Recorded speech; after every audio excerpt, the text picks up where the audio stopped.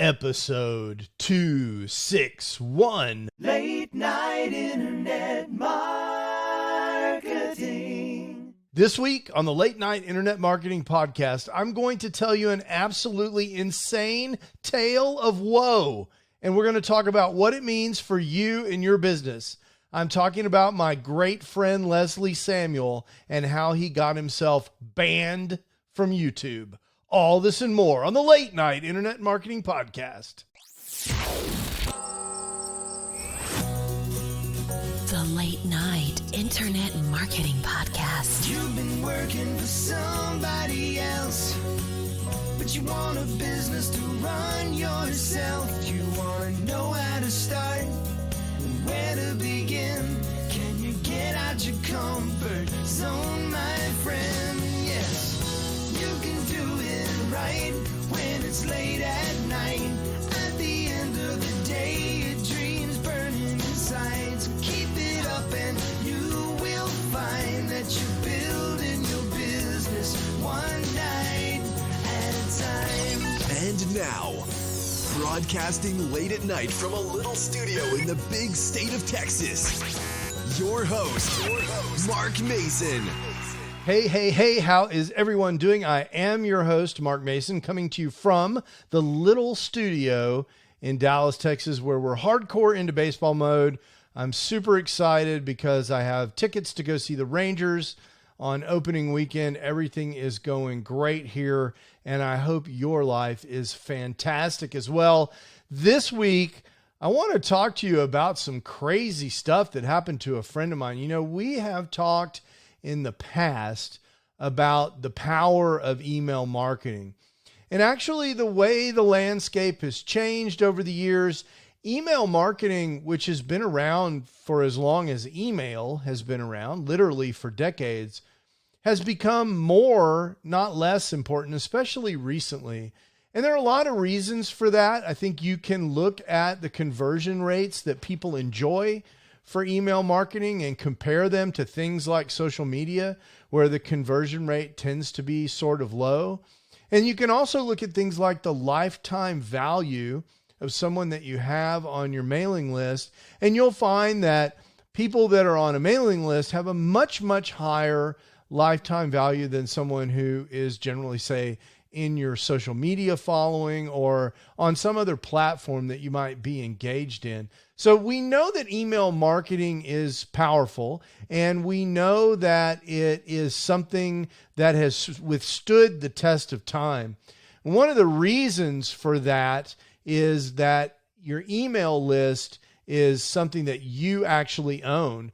And I'll tell you a couple of tales of woe, as I call them here in a minute, but really, what I want you to understand is that when you build a mailing list, that represents a real asset that you actually can have and hold. If you have a list of people that are on your Facebook profile, that is also an asset, but it's not really your asset. It's really Facebook's asset. You don't own that list. Facebook can lock you out at any time. And so it's really important to understand this idea of owning an email list. And maybe you don't even realize this, but if you build a list of email addresses that you can communicate with, you can download that list, put it in a spreadsheet, take it with you, print it out, fold it up, put it in your pocket. So what this all boils down to is that your email list is the most important asset in your business. And that's because of this idea of the mitigation of risk. Now, I'm certainly not saying you shouldn't use social media. I definitely believe that you should meet your potential customers and listeners or viewers where they are, and they are on social media. That's a great place to meet them, to engage with them, to be where they are. But eventually you want to bring them back and capture them on your email list as a way to mitigate the risk of operating on that other platform. And this sort of approach gives you so many more benefits, not the least of which is the ability to directly communicate with your audience. You can post on social media.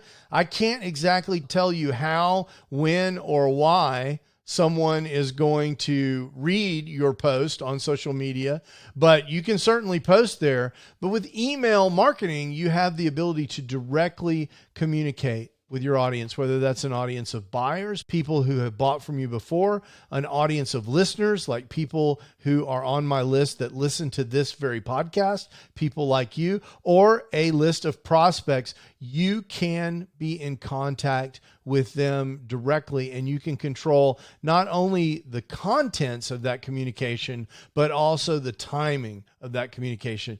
And as I mentioned earlier, email continues to enjoy really good open rates, particularly if you take good care of your email list, if people are engaged, and the main email platforms, particularly Gmail, see that people are looking forward to opening and reading your message, you'll be rewarded with landing in those people's inbox. So hopefully you'll accept my premise that email marketing is important. Let me give you some examples of what can happen to you that would make it important for you to have an email list.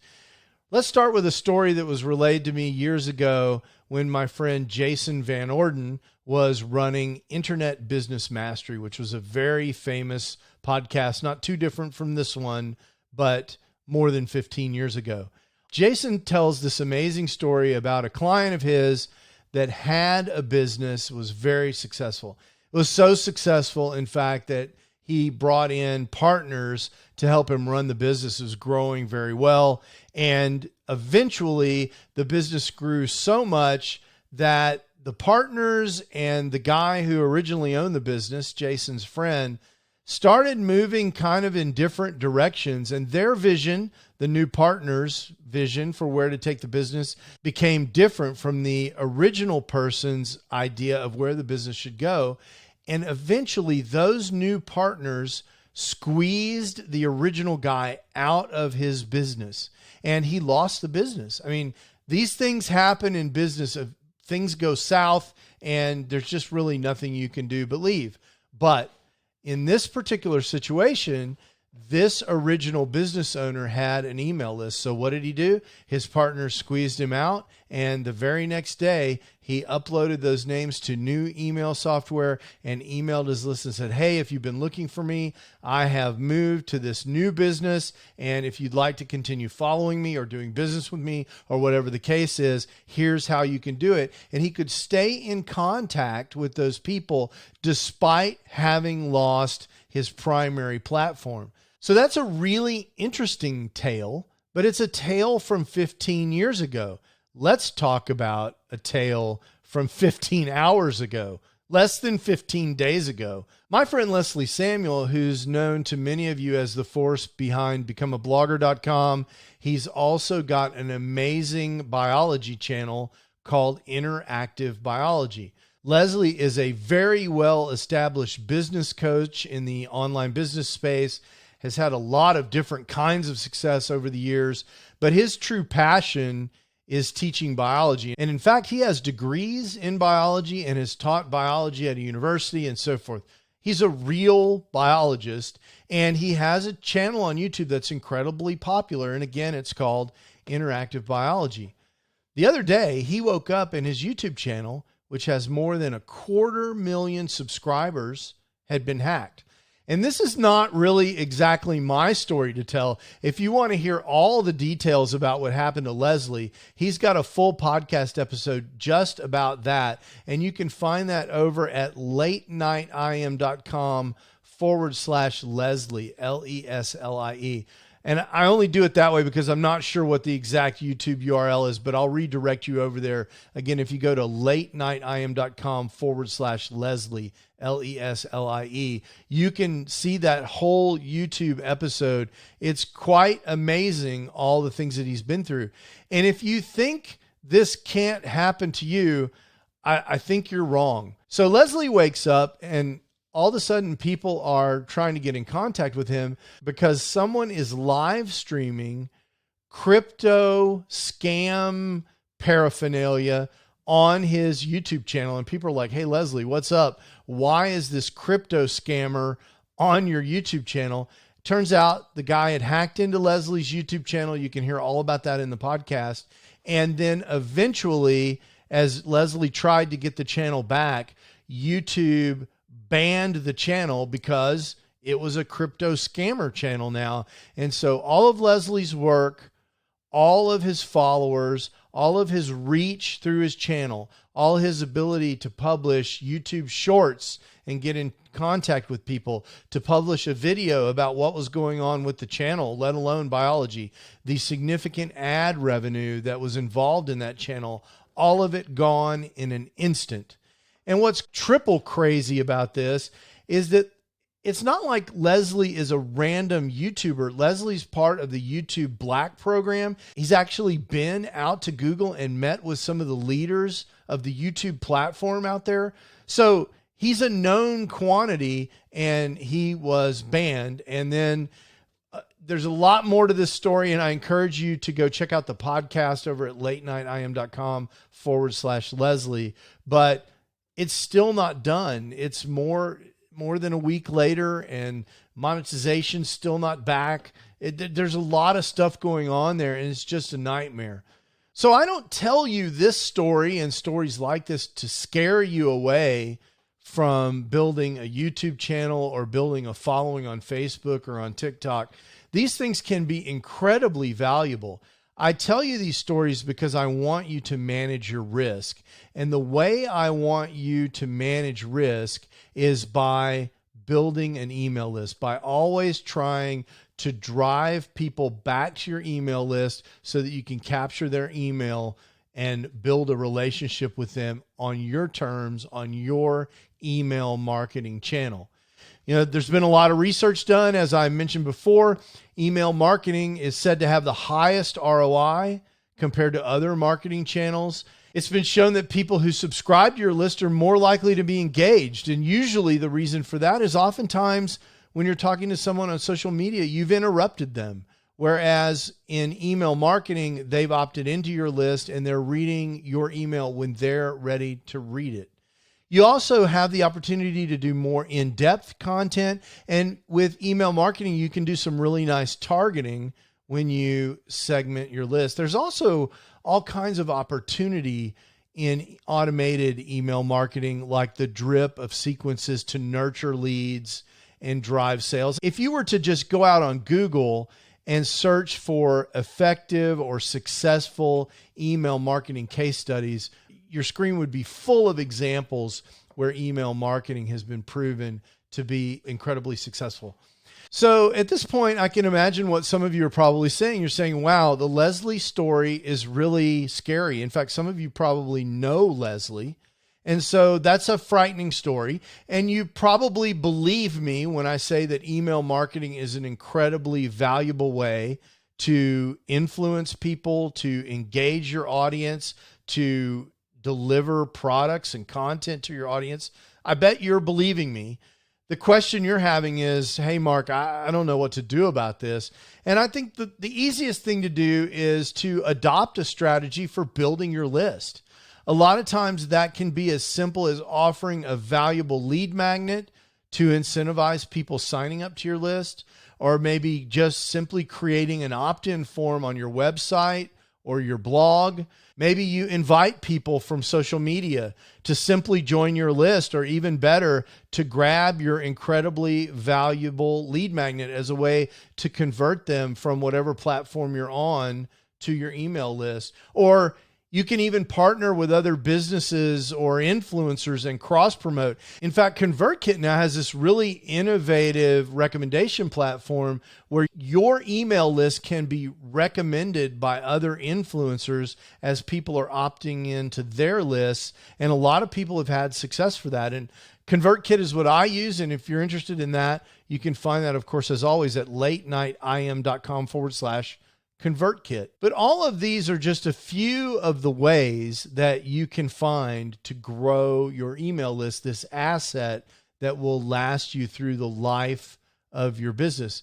So the question is, well, Mark, what do I send? And if you're on my email list, which you can find over at latenightim.com/news, you'll know that I just email things that I think will help you once a week. That's really the simple thing. I spend a few hours each week writing helpful information on the list. And if you want to see what that looks like, you don't even have to opt in. You can go over to latenightim.com/news and just check out the last couple of newsletters. That's another feature of ConvertKit. It sets up the little website where people can see your email newsletter content and opt in for future newsletters if they like. So that's a really cool feature, and you can go check that out right now. And, of course, once you have an email list, and let's say you have a product, and let's say that in general, every 10 people that land on your email list end up buying your product, or maybe even every 100 people that end up on your email list buy your product. Let's say your product is $400. That means that every subscriber on your email list is worth at least $4. That's fantastic information, because if you can pay $3 a subscriber using social media ads or other kinds of advertising platforms, that means you're adding and growing your email asset profitably. That's really the goal. If you can create a lead magnet and advertising strategy that actually grows your list profitably, that's probably the best way to ensure the longevity of your business. There's other things you can do with your email list too that are really cool that go in the other direction. For example, you probably know that you can take your email list and upload it to Facebook and tell Facebook to target your ads at people that are similar to the people that have already joined your email list. Because after all, these people on your email list are the kind of people that have said they like your content. So you can ask Facebook to find you more people like these, like the people on your list, and send your ads to those people, which can in turn be added to your list. And so you can run this thing in a big circle. I see a lot of businesses also incorporating email sign-offs into their offline businesses. A local Mexican food restaurant. I love Tex-Mex, by the way. I really am a big Mexican food guy. Not surprising, I guess, being from Texas, but I love Tex-Mex. And I was in a Mexican food restaurant not too long ago, and they were offering free queso in exchange for your email address. You signed up and they mailed you a coupon for free queso and chips. That's a great lead magnet. It's actually a little bit unusual as a physical lead magnet. We often don't see that, but it's a genius idea. So what have we learned today? What's important here? The first thing we've learned is that email marketing is not dead. Far from it. I think as more and more uncertainty happens, just think of TikTok, right? Maybe you've got a massive following on TikTok. What's going to happen if the U.S. government bans TikTok? I'm not saying that's actually going to happen, but if you listen to the news, it sure sounds like it might happen. Well, what should happen for you is that you should have been capturing as many of those followers as you can on your email list by offering incentives in your TikTok channel to get people to join your list. That way, if TikTok goes away, that's not your only way to reach those people. You can continue to reach at least an important segment of your audience that was interested enough in your content to respond to your opt-in offer. That's really important.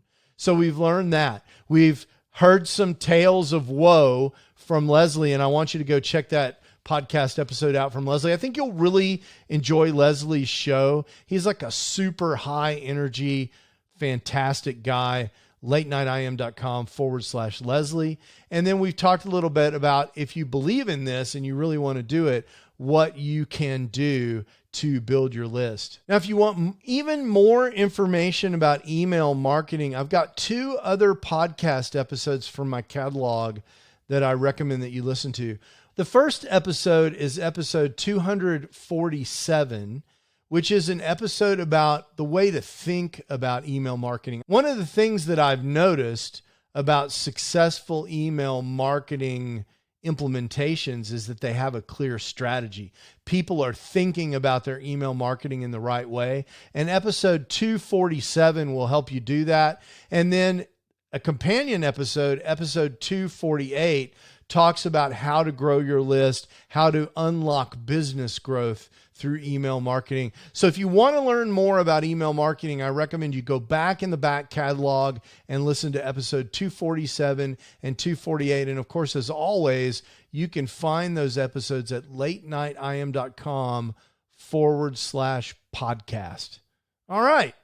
So I hope that helps you out. As I mentioned in the last couple of episodes, and I want to keep mentioning this as long as I can work it out, I've got still a couple more slots available for complimentary coaching sessions.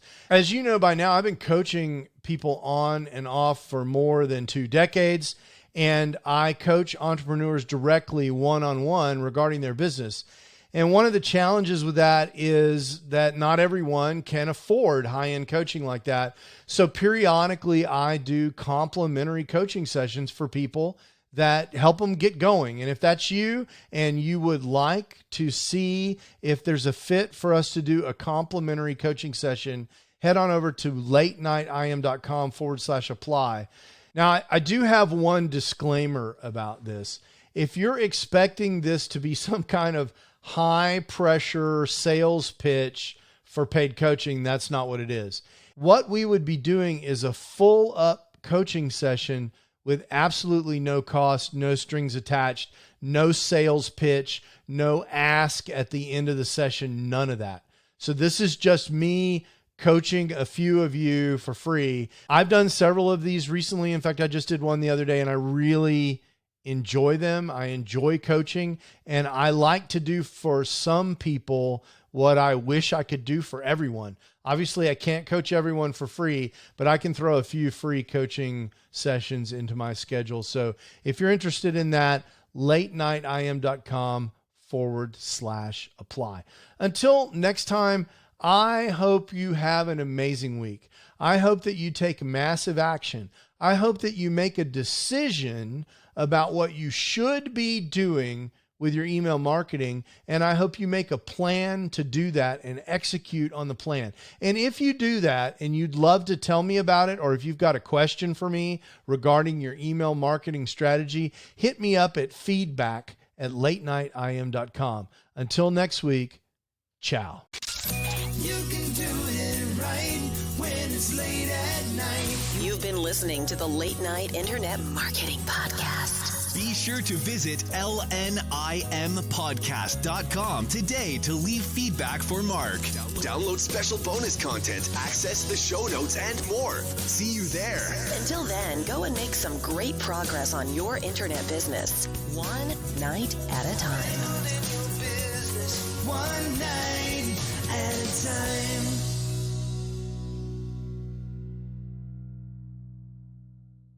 Man, this thing with Leslie freaked me out, because you don't like to see people that you really like go through bad things.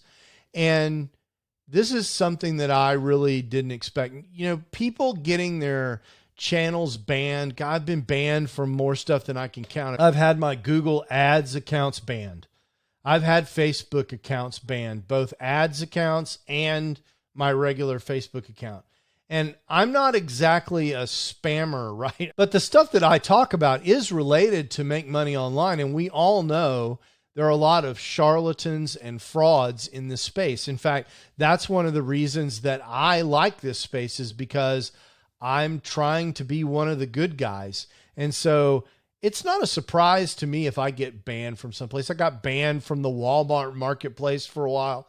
I mean, this is a part of doing business online. But when a biology channel first gets hacked, and then second gets banned, and then third gets demonetized, I mean, this is a channel about biology. It really makes you wonder what the heck is going on, and really got my attention. And so the other thing that we didn't really talk about in the episode, the first part of this story, which I think I'm remembering that Leslie does talk about this in that podcast episode, you really need to make sure your stuff is locked down with 2-factor authentication. If something has 2-factor available, you should turn it on. And that is a really important part of securing your online business. It's like putting really good locks on your doors if you have a brick and mortar business. So that's really important. Anyway, this thing with Leslie really got my attention, and I wanted to get this message out for you, both to help share Leslie's message and to encourage you to go build that list. Ciao. Late night internet marketing.